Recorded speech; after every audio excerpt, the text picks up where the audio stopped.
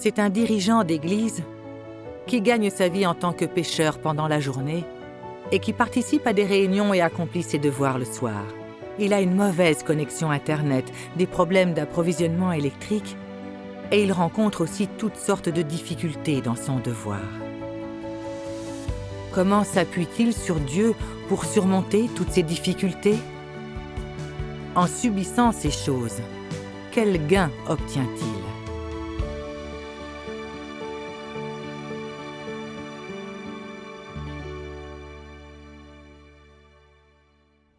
Fin 2019, un parent m'a prêché l'évangile de Dieu Tout-Puissant. J'ai vu que les paroles de Dieu Tout-Puissant étaient la vérité. Sentant que c'était la voix de Dieu, j'ai accepté la nouvelle œuvre de Dieu. Je lisais la parole de Dieu tous les jours et ne voulais manquer aucune réunion. Parfois, des problèmes d'Internet ou des coupures d'électricité m'empêchaient de participer aux réunions en ligne. Ça me contrariait beaucoup, mais je m'empressais de lire le résumé de la réunion. J'envoyais ma compréhension de la parole de Dieu au groupe, je communiais avec les frères et sœurs, et je faisais mon devoir du mieux possible. Dieu soit loué. Après quelque temps, j'ai été élu dirigeant. Au début, j'ai partagé la responsabilité de l'Église avec 2 dirigeants, je ne trouvais donc pas ça trop difficile ni trop stressant. Très rapidement, j'ai été choisi pour superviser le travail de plusieurs églises. Au début, je ne voulais pas faire ce devoir. Mais il allait te permettre de pratiquer plus, ce qui était une bonne chose. Pourquoi ne voulais-tu pas le faire? Exactement, parce que je n'avais pas pratiqué longtemps comme dirigeant. J'avais encore des lacunes et je ne comprenais pas tout. Alors je craignais de ne pas bien faire ce devoir. Plus tard, j'ai lu la parole de Dieu. Dieu Tout-Puissant dit : Noé n'avait entendu que quelques messages, et à cette époque, Dieu n'avait pas exprimé beaucoup de paroles. Il ne fait donc aucun doute que Noé ne comprenait pas un grand nombre de vérités. Il ne comprenait pas la science moderne, ni les connaissances modernes. C'était un homme extrêmement ordinaire, un membre banal de la race humaine. Pourtant, sur un point, il était différent de tous les autres. Il savait écouter les paroles de Dieu. Il savait comment suivre et respecter les paroles de Dieu. Il savait quel était le rôle de l'homme, et il était capable de croire véritablement aux paroles de Dieu et d'y obéir. Rien de plus. Ces quelques principes simples étaient suffisants pour permettre à Noé d'accomplir tout ce que Dieu lui avait confié, et il avait persévéré dans ce sens, non pas pendant quelques mois seulement, ni pendant plusieurs années, ni plusieurs décennies, mais pendant plus d'1 siècle. Ce nombre n'est-il pas étonnant? Qui aurait pu faire cela, à part Noé? Personne. Et pourquoi? Certains disent que la situation est liée au fait de ne pas comprendre la vérité. Mais ce n'est pas conforme aux faits. Combien de vérités Noé a-t-il comprises? Pourquoi Noé a-t-il été capable de tout cela? Les croyants d'aujourd'hui ont lu beaucoup de paroles de Dieu. Ils comprennent un peu de vérité. Alors, comment se fait-il qu'ils sont incapables de cela? D'autres disent que c'est à cause des tempéraments corrompus des gens. Mais Noé, n'avait-il pas un tempérament corrompu? Pourquoi Noé était-il capable de réussir cela, mais pas les gens d'aujourd'hui? Parce que les gens d'aujourd'hui ne croient pas les paroles de Dieu. Ils ne les considèrent pas comme la vérité et ne les respectent pas non plus en tant que telles.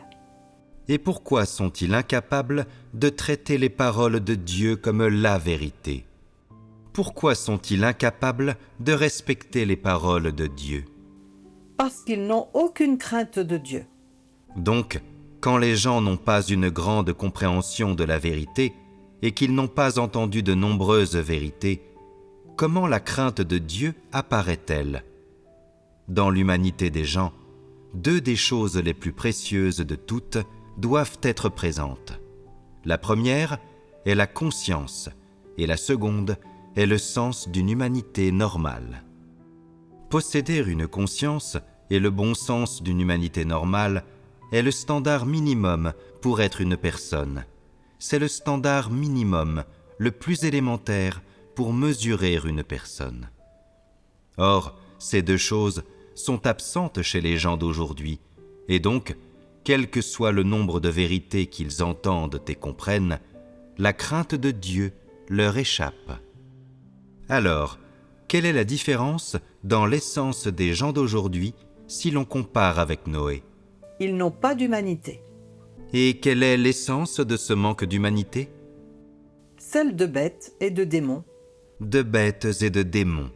Cela ne sonne pas très bien, mais c'est conforme aux faits. Pour le dire d'une façon plus polie, ils n'ont aucune humanité. Les gens dépourvus d'humanité et de bon sens ne sont pas des personnes. Ils sont même en dessous des bêtes. Noé a été capable d'exécuter la commission de Dieu parce que, lorsqu'il a entendu les paroles de Dieu, il a été capable de les mémoriser. Pour lui, la commission de Dieu était un engagement à vie, sa foi était inébranlable et sa volonté intacte pendant 100 ans. C'est parce qu'il avait un cœur qui craignait Dieu, parce qu'il était une personne réelle et qu'il avait le très profond sentiment que Dieu lui avait confié la construction de l'arche. Les gens dotés d'autant de bon sens que Noé sont très rares. Il serait très difficile de trouver quelqu'un d'autre comme lui. Amen. L'attitude de Noé à l'égard du mandat de Dieu est un exemple à suivre. Oui. Il n'avait jamais entendu de message profond et comprenait peu la vérité. Mais il avait un cœur qui craignait Dieu et lui obéissait. Quand Dieu a dit à Noé qu'il allait anéantir l'humanité et lui a dit de construire une arche, Noé a accepté sans hésiter. Il savait que le mandat que Dieu lui avait confié n'était pas facile puisque construire une arche signifiait abattre des arbres et prendre des mesures. Mais même si c'était un projet difficile, Noé ne s'est pas défilé car il savait que c'était le mandat de Dieu pour lui. Oui. C'est vrai. Il croyait que parce que Dieu lui avait confié cette tâche, il le guiderait et l'aiderait. Alors Noé s'en est remis à Dieu pour accomplir sa mission. C'est vrai. C'est vrai. En méditant sur cela, je me suis rendu compte que je n'avais ni l'humanité ni le bon sens de Noé. Quand on m'avait confié la responsabilité des églises, je n'avais pas eu foi en Dieu, je n'avais compté que sur mes capacités. Je pensais que mes aptitudes étaient limitées, que je n'avais pas assez pratiqué et que j'avais des lacunes. Craignant de mal le faire, je voulais refuser ce devoir. Je n'avais pas la foi en Dieu de Noé, ni un cœur qui craint Dieu et lui obéit, et encore moins l'humanité et le bon sens de Noé. Quand j'ai compris ça, j'ai arrêté de m'inquiéter et j'ai été prêt à obéir et à accepter ce devoir comme Noé. Amen. Néanmoins, quand j'ai commencé à travailler, j'ai rencontré un nouveau problème. J'ai découvert que j'avais beaucoup de tâches. Par exemple, je devais saisir les états des frères et sœurs dans l'Église, soutenir ceux qui ne se réunissaient pas, découvrir les problèmes que les gens avaient dans leurs devoirs et échanger pour les résoudre, aider les gens à apprendre à faire leurs devoirs. Je devais assumer toutes ces responsabilités. C'est vrai.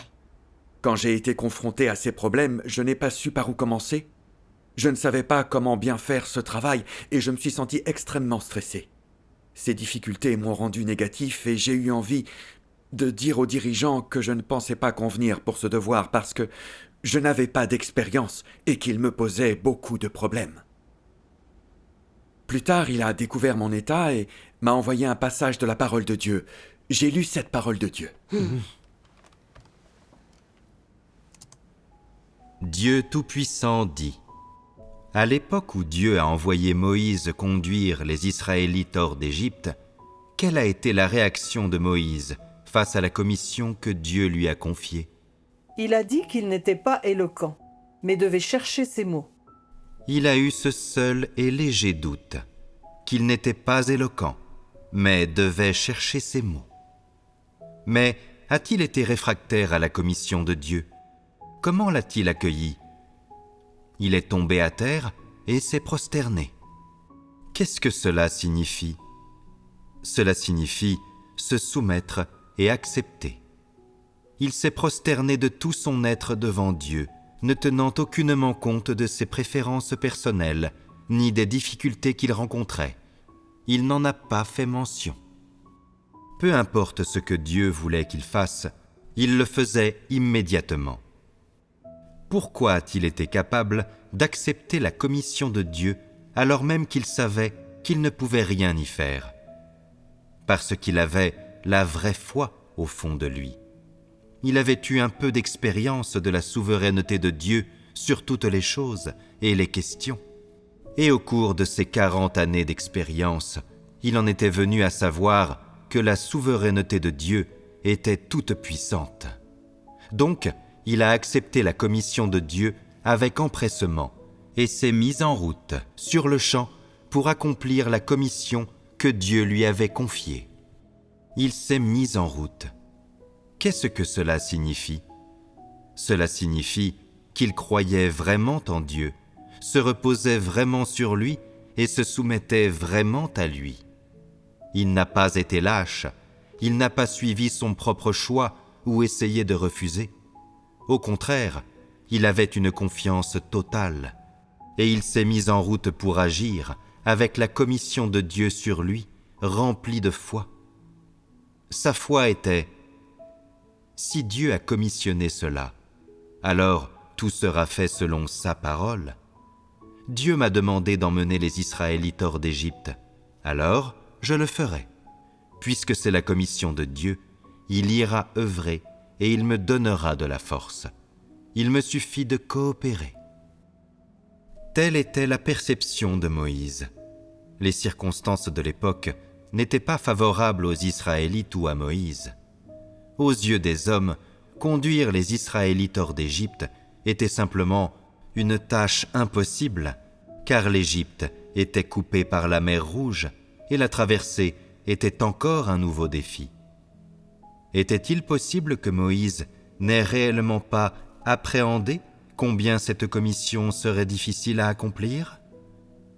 Dans son cœur, il savait. Pourtant, il ne faisait que dire qu'il devait chercher ses mots, que personne ne tiendrait compte de ses paroles. Au fond, il n'a pas rejeté la commission de Dieu. Quand Dieu a demandé à Moïse de conduire les Israélites hors d'Égypte, il s'est prosterné et a accepté. Pourquoi n'a-t-il pas fait mention des difficultés? Était-ce dû au fait que, après 40 années passées dans le désert, il ne connaissait pas les dangers du monde des hommes, ou à quel point en était la situation en Égypte, ou encore les fléaux qui affectaient alors les Israélites? Pouvait-il ne pas voir clairement ces choses-là? S'agissait-il de cela? Certainement pas. Moïse était intelligent et sage. Ayant vu, subi et expérimenté toutes ces choses dans le monde des hommes, il savait tout ça et ne l'oublierait jamais. Il ne connaissait ces choses-là que trop bien. Donc, connaissait-il la difficulté de la commission que Dieu lui avait confiée? Oui. S'il le savait, comment a-t-il été capable d'accepter cette commission? Il avait la foi. Grâce à son expérience de vie, il croyait en la toute-puissance de Dieu. Aussi, il a accepté cette commission de Dieu, le cœur rempli de foi et dépourvu du moindre doute. Dis-moi, tout au long de ces 40 années passées dans le désert, Moïse a-t-il été capable d'expérimenter le fait que, en Dieu, rien n'est difficile, que l'homme est entre les mains de Dieu? Oui, très largement. Cela a été son expérience la plus authentique. Au cours de ces 40 années passées dans le désert, tant de choses ont constitué des dangers mortels, et il ne savait pas s'il y survivrait. Chaque jour, il a dû lutter pour sa vie et prier Dieu pour qu'il le protège. C'était son seul souhait. Durant ces 40 années, c'est la souveraineté et la protection de Dieu dont il a fait le plus l'expérience. Aussi, plus tard, quand il a accepté la commission de Dieu, voilà le premier sentiment qu'il a dû éprouver. Rien n'est difficile pour Dieu. Si Dieu dit que c'est faisable, alors ça l'est certainement. Puisque Dieu m'a confié une telle commission, Il y veillera certainement. C'est lui qui s'en chargera, et pas n'importe qui. Avant de se lancer, l'homme doit planifier et faire des préparatifs en amont. Il doit d'abord gérer les préliminaires. Dieu doit-il faire cela avant d'agir? Il n'en a pas besoin. Tout être créé, quelle que soit son influence, sa capacité, sa puissance ou sa frénésie, est entre les mains de Dieu. Moïse avait la foi, la connaissance et l'expérience. Il n'avait donc pas l'ombre d'un doute ou la moindre peur dans son cœur. En cela, sa foi en Dieu était particulièrement vraie et pure. On peut dire qu'il était empli de foi. Amen. Amen. Après avoir lu cela, j'ai compris que j'étais un lâche qui ne se fiait pas à Dieu et n'avait pas foi en lui. Dieu a fait appel à Moïse pour qu'il guide les Israélites hors d'Égypte et qu'ils ne soient plus des esclaves. Moïse n'avait pas d'armée et ce mandat était très difficile à réaliser, mais il a été capable d'obéir à la parole de Dieu et il a cru que Dieu guiderait personnellement son peuple hors d'Égypte. Oui, la foi en Dieu de Moïse était authentique. C'est Oui. vrai. Quant à moi, j'avais vu beaucoup de travail que je ne pouvais pas faire. Alors j'avais voulu rejeter ce devoir, parce que je sentais que j'étais sous pression, que ce devoir était un fardeau et que je ne pouvais pas l'assumer. Je n'avais pas eu confiance en Dieu. Je n'avais cru qu'en mes capacités limitées. J'avais cru que ma capacité à faire mon travail était liée à mon calibre.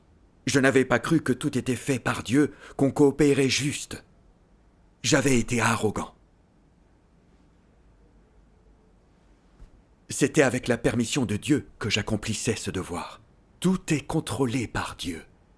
Je devais avoir la foi pour coopérer. Désormais, je ne pouvais plus rejeter ce devoir.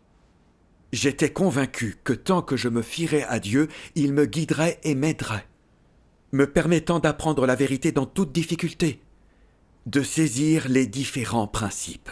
Dieu soit C'est loué. vrai. La parole de Dieu disait « La vérité est que les gens sont capables de tout ce que Dieu exige d'eux. Ce n'est pas l'impossible. Dieu cherche à remédier aux problèmes et inquiétudes des gens. Vous devez tous comprendre cela. Comprenez bien Dieu. Amen. Amen. Amen. Dieu ne place pas de lourds fardeaux sur nous. Tant qu'on prie, qu'on s'en remet à Dieu et qu'on a foi en lui, ces difficultés se résoudront toutes. C'est vrai.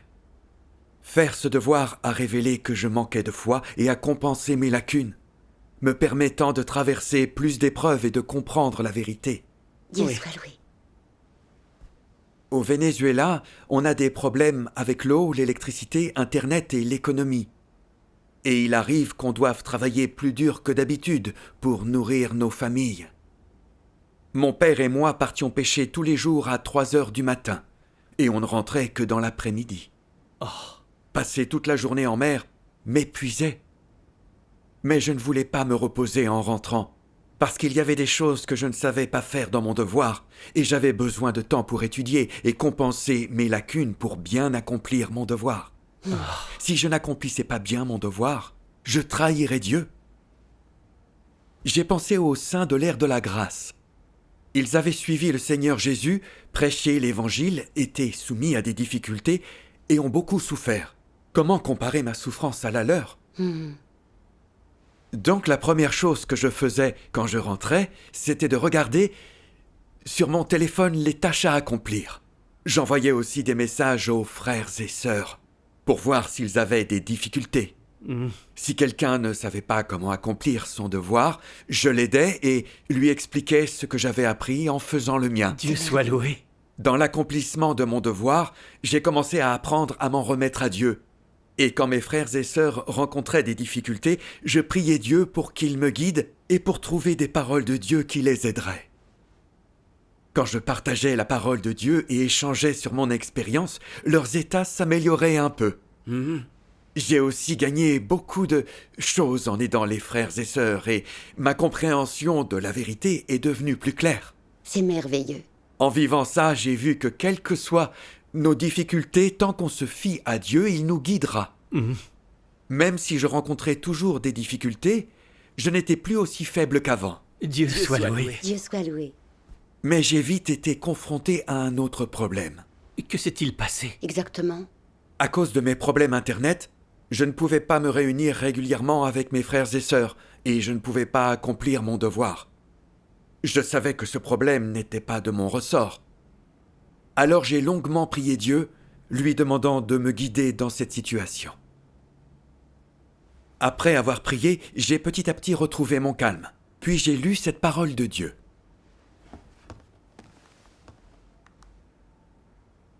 Quand tu es au plus bas, que tu sens le moins Dieu, que tu souffres énormément et te sens très isolé, que tu sens que tu es loin de Dieu, quelle est la chose que tu dois absolument faire? C'est invoquer Dieu. Quand tu invoques Dieu, tu deviens fort. Quand tu invoques Dieu, tu sens alors qu'il existe. Quand tu invoques Dieu, tu peux sentir sa domination. Quand tu invoques Dieu, que tu pries Dieu et que tu places ta vie entre ses mains, tu peux le sentir à côté de toi, sentir qu'il ne t'a pas abandonné. Quand tu sens vraiment que Dieu ne t'a pas abandonné, que tu peux véritablement sentir qu'il est à tes côtés, à quoi ressemble ta foi? Est-ce que ta foi peut être effacée par le passage du temps? Pas du tout. Amen. Amen. Amen. Cette parole de Dieu est merveilleuse. Face aux difficultés, faire appel à Dieu est le meilleur chemin de pratique. C'est vrai. Face aux difficultés, si on fait appel à Dieu, on aura de la foi et de la force. Nos aptitudes sont limitées, on n'a pas le moyen de voir ce qu'il y a au-delà de notre champ de vision, donc on a toujours peur des difficultés qu'on a sous les yeux.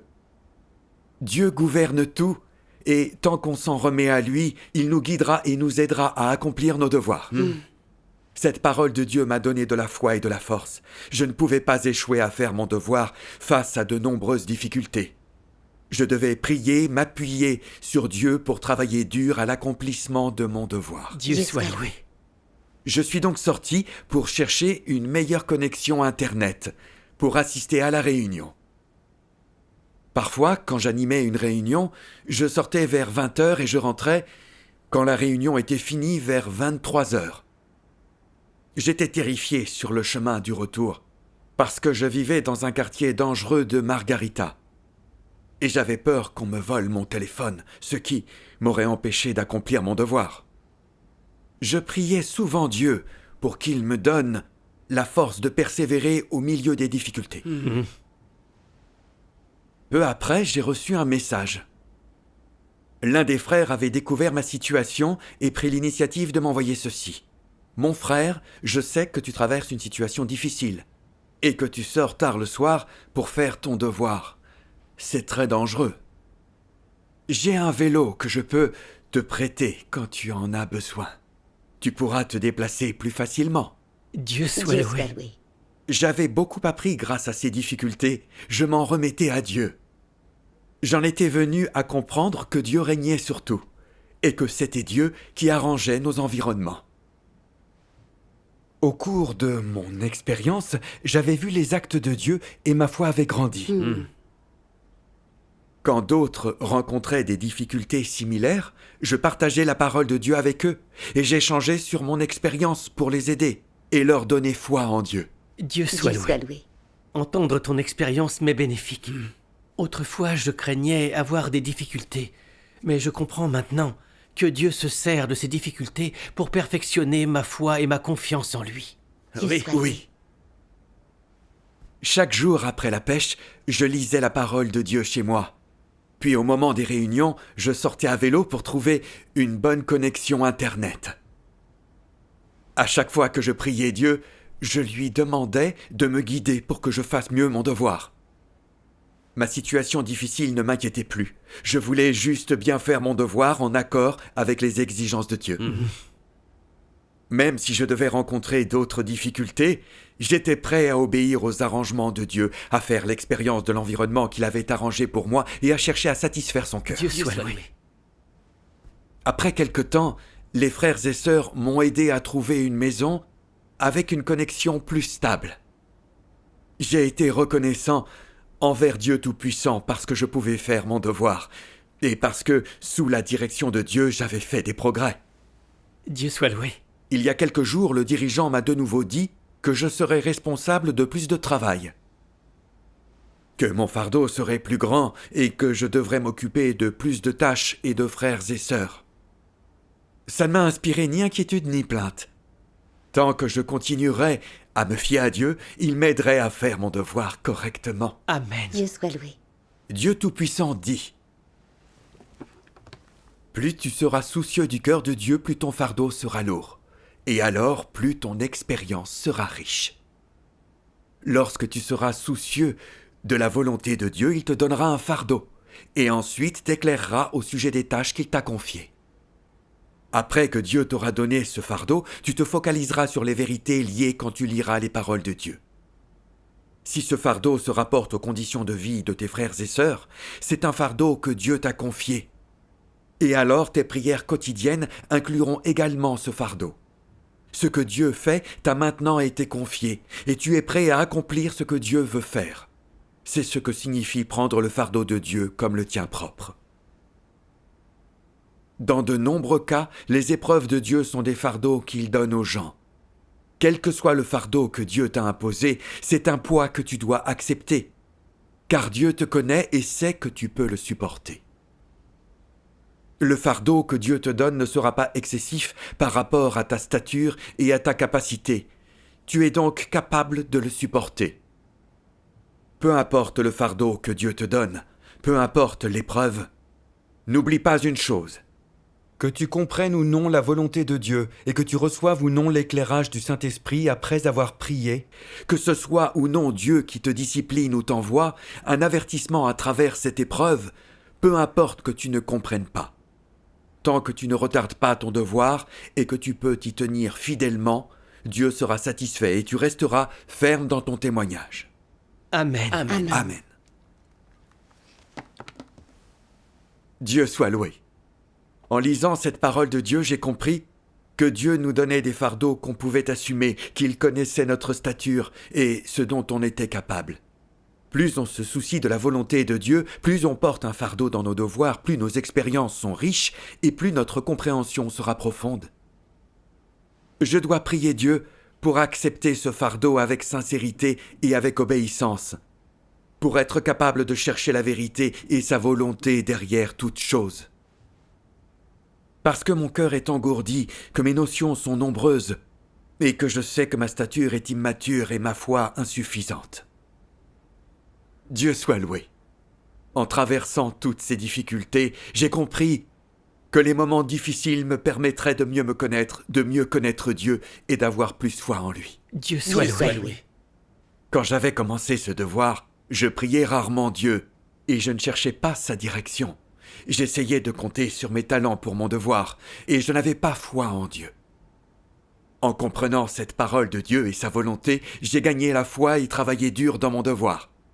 J'ai souvent prié, je m'en suis remis à Dieu, j'ai cherché avec les dirigeants, j'ai pris conscience des principes pertinents dans mon devoir et découvert des chemins et des méthodes pour faire le travail de l'Église. Dieu soit Dieu loué. soit loué. Après avoir vécu ces choses, je ne suis plus négatif. Quand il m'arrive des choses, j'apprends à chercher la vérité, à accomplir mon devoir avec diligence. Et quand je rencontre des difficultés, je prie Dieu. Et Dieu me guide et m'aide à surmonter ces difficultés.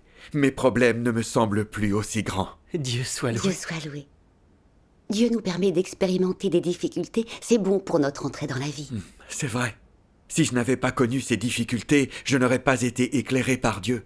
Je n'aurais pas cette compréhension et encore moins une expérience authentique. Je ne pourrais pas bien faire mon devoir.